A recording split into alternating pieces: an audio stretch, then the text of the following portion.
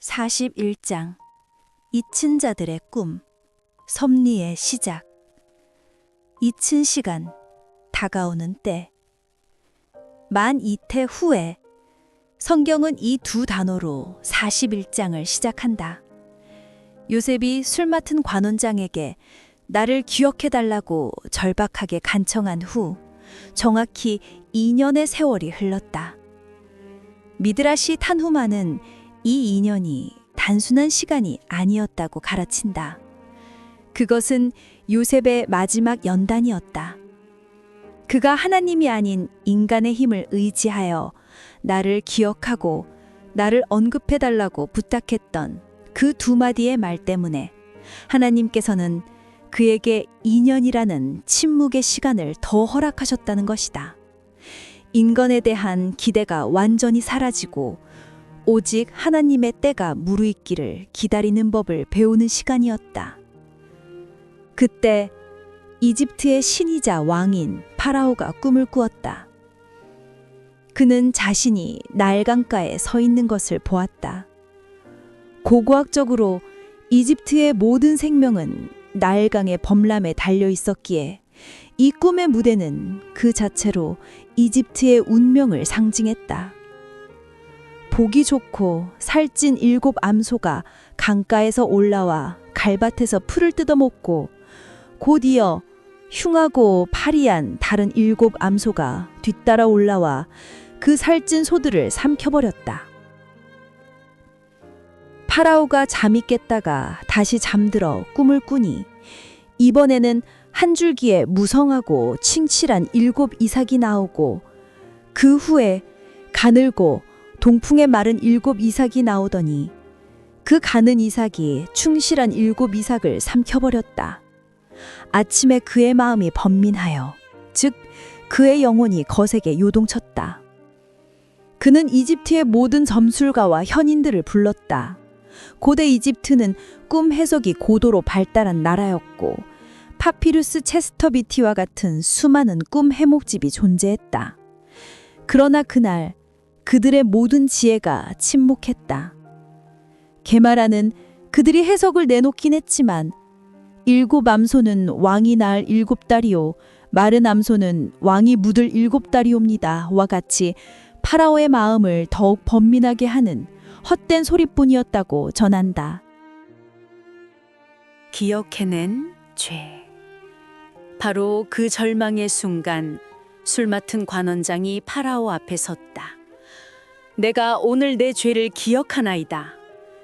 그는 2년 전 감옥에서 만났던 한 히브리 소년에 대한 기억을 하나님의 완벽한 때가 되어서야 비로소 떠올렸다. 파라오가 사람을 보내 요셉을 불렀다. 그들이 급히 그를 옥에서 끌어냈다.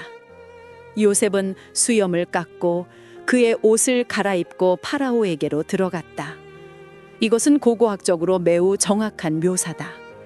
수염을 기르는 히브리인 셈족과 달리 이집트의 귀족들은 위생과 의식을 위해 온몸을 삭발하고 깨끗하게 깎는 관습이 있었다.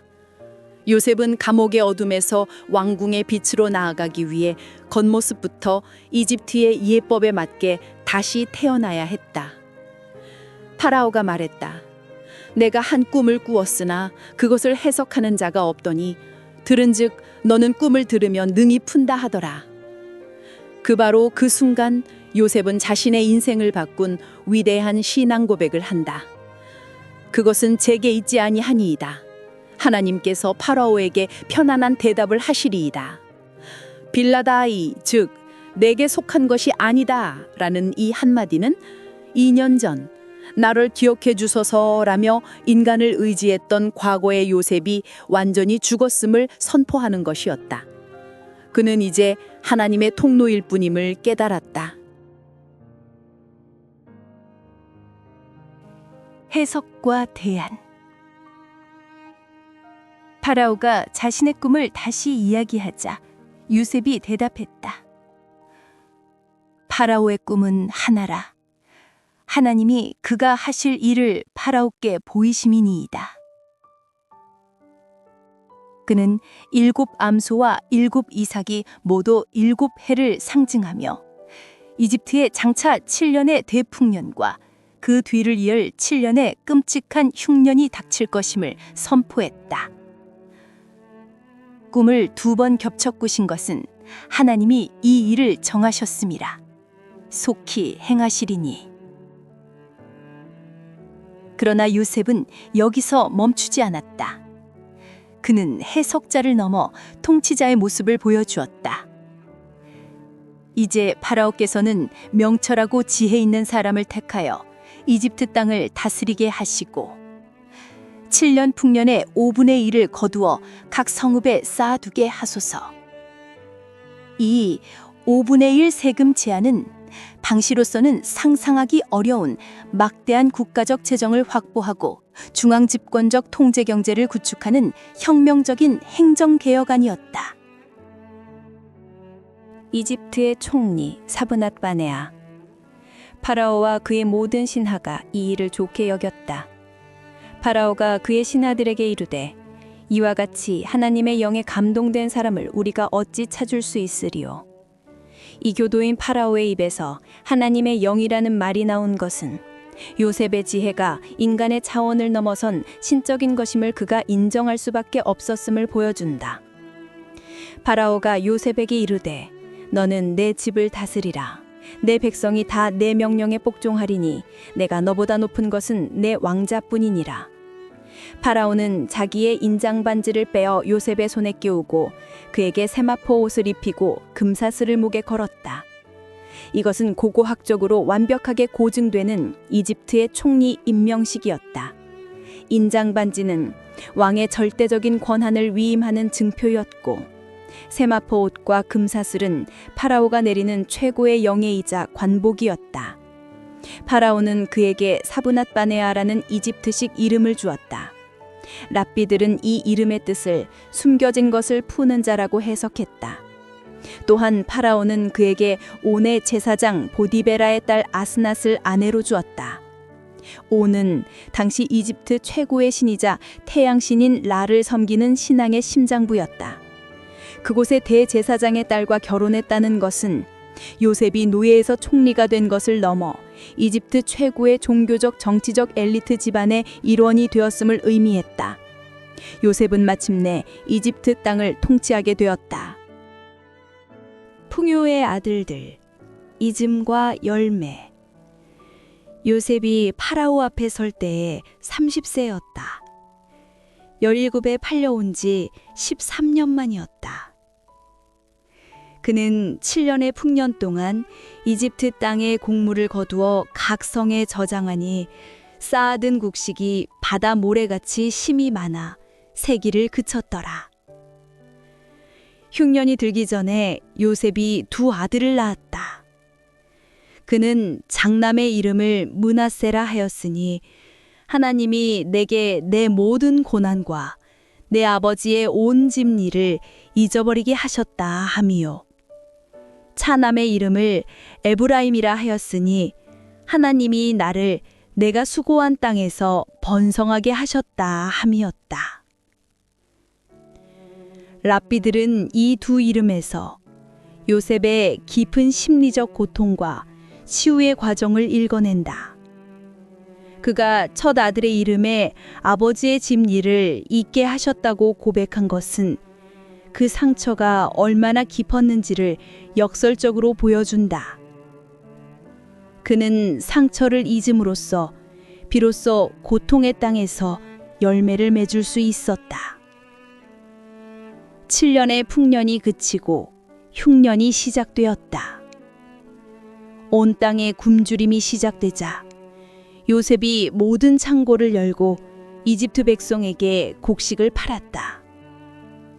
흉년은 온 세계에 심했다.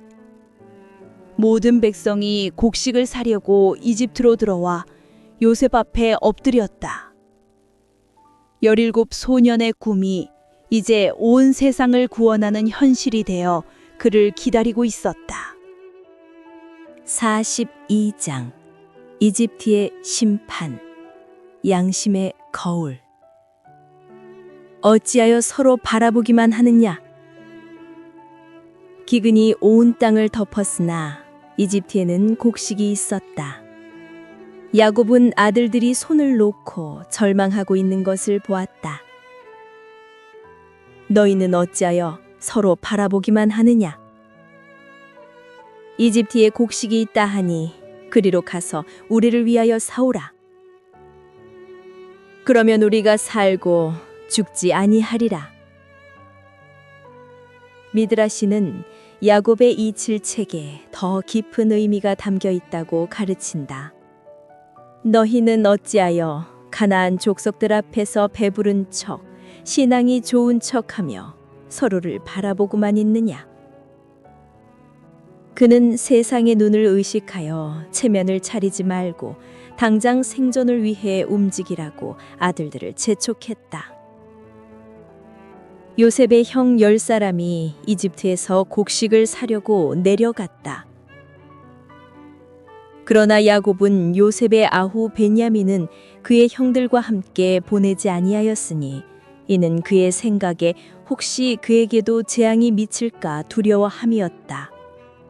22년 전 라헬의 첫아들 요셉을 잃었던 그 깊은 마음의 상처는 이제 라헬이 남긴 유일한 아들 베냐민에 대한 병적인 집착으로 남아 있었다. 가나안 땅에 기근이 있으므로 이스라엘의 아들들이 곡식을 사러 간 자 중에 섞여 있었다. 첫 번째 절, 꿈의 성취. 때에 요셉은 나라의 총리로서 그 땅 모든 백성에게 곡식을 팔고 있었다. 요셉의 형들이 와서 그의 앞에서 땅에 엎드려 절했다. 그 순간 요셉의 시간은 22년 전으로 거슬러 올라갔다.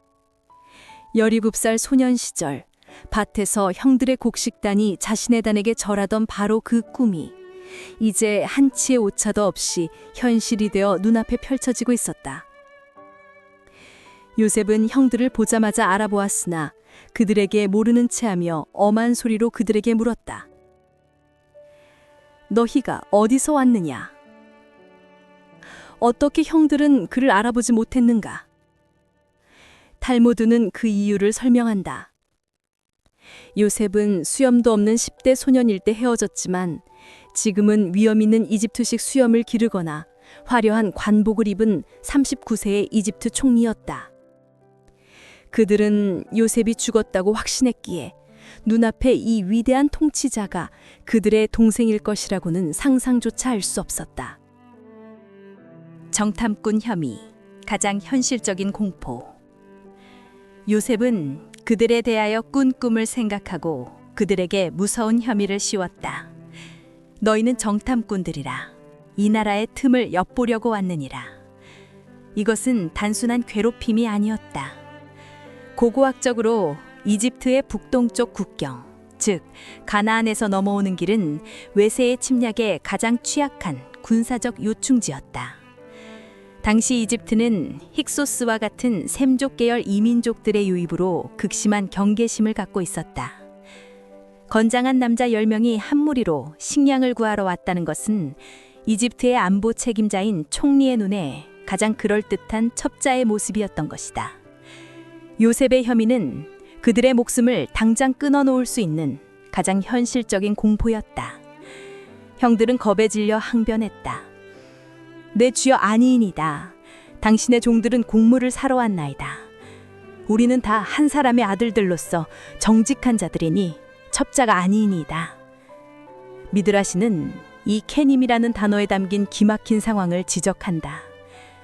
그들은 아버지를 속이고 동생을 팔아넘긴 자들이었으나 이제 자신들의 목숨을 구하기 위해 필사적으로 스스로를 정직하다고 외치고 있었다. 요셉이 그들을 몰아붙이자 그들은 자신들의 결백을 증명하기 위해 집안의 비밀까지 털어놓았다.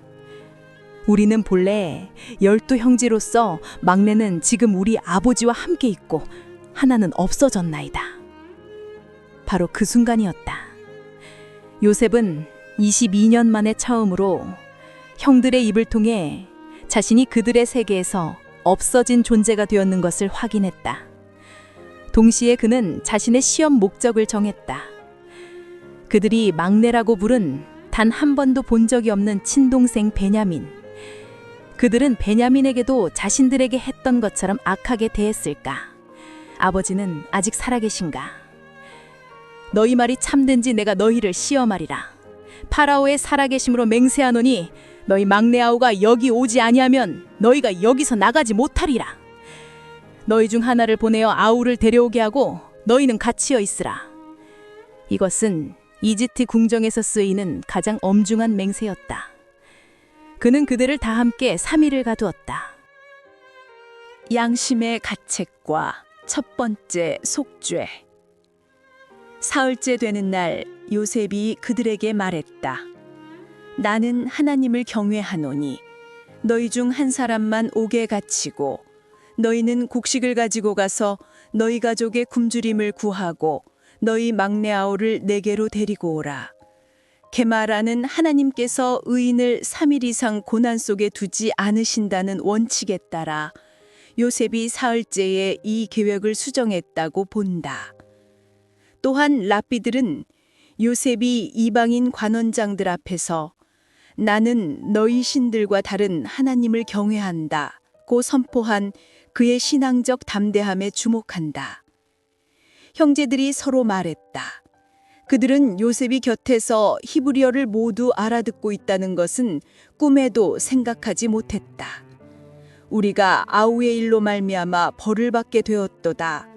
그가 우리에게 애걸할 때에 그 마음의 괴로움을 보고도 우리가 듣지 아니하였으므로 이 괴로움이 우리에게 임하도다. 이것은 22년 만에 터져나온 첫 번째 공식적인 참회였다.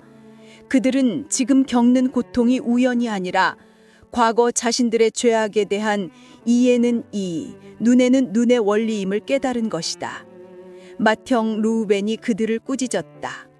내가 너희에게 그 아이에 대하여 죄를 짓지 말라고 하지 아니하였느냐? 그래도 너희가 듣지 아니하였느니라. 그러므로 그의 핏값을 치르게 되었도다. 요셉은 그들 사이에 통역관을 세웠으므로 그들은 요셉이 알아듣는 줄을 알지 못하였다. 그들의 처절한 고백을 직접 들은 요셉은 더 이상 감정을 주체하지 못하고 그들을 떠나가서 울었다.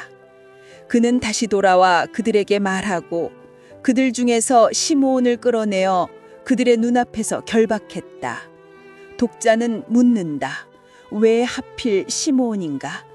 미드라시는 2가지 이유를 제시한다. 첫째, 시므온은 레위와 더불어 세겜 학살을 주도했던 가장 성격이 포악한 형이었다. 둘째, 바로 그 시므온이 앞장서서 요셉을 구덩이에 던졌던 장본인이었기 때문이다.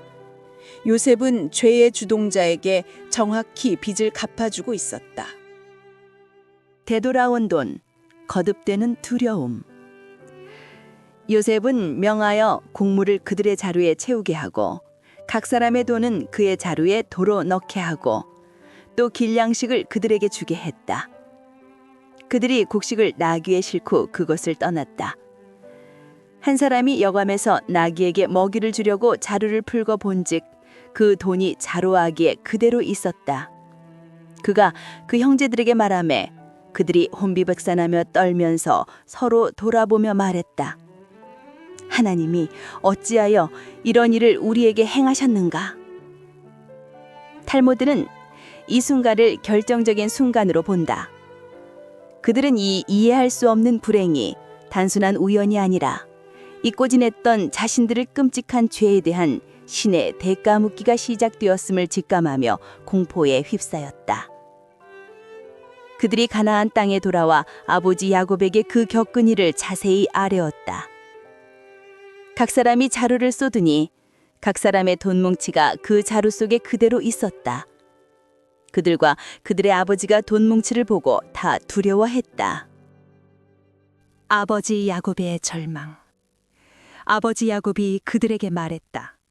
너희가 나에게서 내 자식들을 잃게 하도다. 요셉도 없어졌고 시므온도 없어졌거늘 베냐민을 또 빼앗아 가고자 하니 이는 다 나를 해롭게 하는 것이로다. 미드라시는 야곱의 이 절망적인 외침을 꼬집는다. 야곱아, 너는 어찌 모르느냐? 이 모든 일은 너를 해롭게 하는 것이 아니라 너와 내 온 집을 구원하고 너의 잃어버린 아들 요셉을 다시 만나게 하려는 하나님의 섭리인 것을. 루벤이 그의 아버지에게 말했다. 내가 그를 아버지께로 데리고 오지 아니하거든 내 두 아들을 죽이소서. 그를 내 손에 맡기소서. 미드라시는 야곱이 이 말을 듣고 어이없어 했다고 전한다. 이 어리석은 맏아들아, 내 아들들이 내 손자가 아니더냐? 어찌 그런 미친 제안을 한단 말이냐? 야곱은 단호하게 선언했다. 내 아들은 너희와 함께 내려가지 못하리니 그의 형은 죽고 그만 남았음이라. 만일 너희가 가는 길에서 재앙이 그에게 미치면 너희가 내 흰머리를 슬퍼하며 스올로 내려가게 하리라. 스올은 지옥이 아니라 모든 희망이 끊어진 어두운 무덤을 의미했다. 야곱은 이제 두 번째 아들을 잃을지도 모른다는 절망 속에서 22년간 그를 떠나 있던 예언의 영이 돌아올 틈도 없이 다시 깊은 슬픔 속으로 가라앉고 있었다. 번외편. 요셉의 흔적이 정말 이집트에 남아있는가? 많은 사람들이 요셉의 흔적이 정말 이집트에 남아있는가라는 질문을 품게 됩니다. 결론부터 말씀드리면 야곱의 아들 요셉이 이집트의 총리였다고 명시적으로 기록한 고대 이집트의 문헌, 비문 또는 벽화는 아직 단 하나도 발견되지 않았습니다. 하지만 실망하기에는 이릅니다. 고고학은 요셉이 없었다고 증명한 것이 아니라 그가 왜 기록에 남아있기 힘든지, 그리고 그가 없었다면 설명하기 힘들 정도로 놀라운 정황 증거들을 우리에게 보여줍니다. 왜 직접적인 증거가 없는가? 독자들은 어떻게 이런 위대한 총리의 기록이 없을 수 있는가라고 묻습니다. 여기에는 두 가지 강력한 이유가 있습니다. 요셉은 이집트의 총리가 되면서 사브나트 바네아라는 이집트식 이름을 받았습니다. 만약 그에 대한 행정 기록이 남아있다면 요셉이라는 히브리 이름이 아니라 사브나트 바네아라는 이집트 이름으로 기록되어 있을 것입니다. 이는 그를 추적하는 것을 매우 어렵게 만듭니다. 많은 성서학자들은 요셉이 이집트를 통치했던 시기를 셈족 계열의 이방인 왕조였던 힉소스 시대, 즉 기원전 약 1750년에서 1550년으로 봅니다. 셈족인 가나안 출신 요셉이 이집트인들의 극심한 반감을 뚫고 총리가 될 수 있었던 것은 아이러니하게도 왕조 자체가 같은 셈족 계열이었기에 가능했다는 것입니다. 그러나 훗날 이집트 원주민들이 힉소스를 몰아내고 신왕국 시대를 열었을 때 그들은 이 힉소스 시대를 역사상 가장 치욕스러운 시대로 여겼습니다. 그래서 힉소스 시대의 기념물과 기록들을 의도적으로 파괴하고 역사에서 지워버렸습니다. 이를 기록 말살형이라 합니다. 만약 힉소스 시대에 위대한 셈족 총리가 있었다면 그의 기록은 이집트인들에 의해 가장 먼저 그리고 가장 철저하게 파괴되었을 것입니다. 그가 없어서 기록이 없는 것이 아니라 너무나 위대한 이방인이었기에 기록이 지워졌을 가능성이 매우 높다는 것입니다. 2. 고고학이 증명하는 놀라운 현실성. 직접 증거는 없지만 요셉 이야기는 고고학적 정황 증거로 가득 차 있습니다. 성경의 저자는 당시 이집트의 사회와 관습을 놀라울 정도로 정확하게 묘사하고 있습니다. 요셉의 시대와 멀지 않은 이집트 중왕국 시대, 즉 기원전 1900년경의 귀족 무덤에는 가나안에서 온 셈족 무리가 이집트를 방문하는 모습이 생생하게 그려져 있습니다. 그들은 수염을 길렀고 요셉의 채색 옷을 연상시키는 화려한 줄무늬 옷을 입고 있으며 나귀를 타고 있습니다. 이는 창세기 37장에 이스마엘 상인들이 나귀를 타고 오는 모습의 묘사와 완벽하게 일치합니다. 요셉이 파라오를 만나기 전 수염을 깎았다는 기록은 결정적입니다. 수염을 신성시했던 셈족인 히브리인과 달리 이집트인들은 위생을 위해 온몸의 털을 깨끗하게 깎는 관습이 있었습니다. 이 사소하지만 정확한 문화적 묘사는 이야기가 당시 상황을 정확히 알고 있음을 보여줍니다.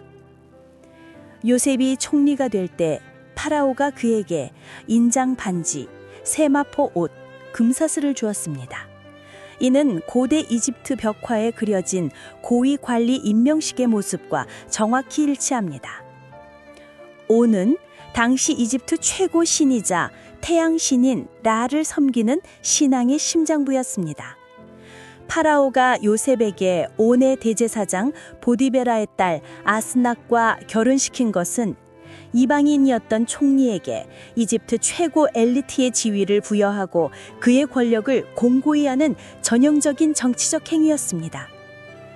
7년 기근은 나일강의 범람이 주기적으로 실패할 때 실제로 닥쳤던 이집트인들의 가장 큰 공포였습니다. 기근의 비석 같은 후대 기록은 이러한 장기 기근의 고통을 생생하게 증언합니다. 결론, 증명이 아닌 증언. 결론적으로 고고학은 요셉이라는 이름이 적힌 돌을 발견하지는 못했습니다. 하지만 고고학은 창세기 37장부터 50장까지 이야기가 기원전 2000년대 이집트의 사회, 문화, 정치, 법률, 심지어 사소한 관습까지 정확하게 알고 있는 사람이 아니면 결코 쓸 수 없는 놀라운 역사적 현실성을 담고 있음을 생생하게 증언해 줍니다. 요셉의 이야기는 신화가 아니라 실제 역사라는 무대 위에서 펼쳐진 하나님의 구원 드라마였던 것입니다. 오늘도 텍스트 너머의 더 깊은 성경의 은혜를 받으셨나요? 받으셨으면 구독과 좋아요를 꾹 눌러주세요. 영상 제작에 많은 힘이 됩니다.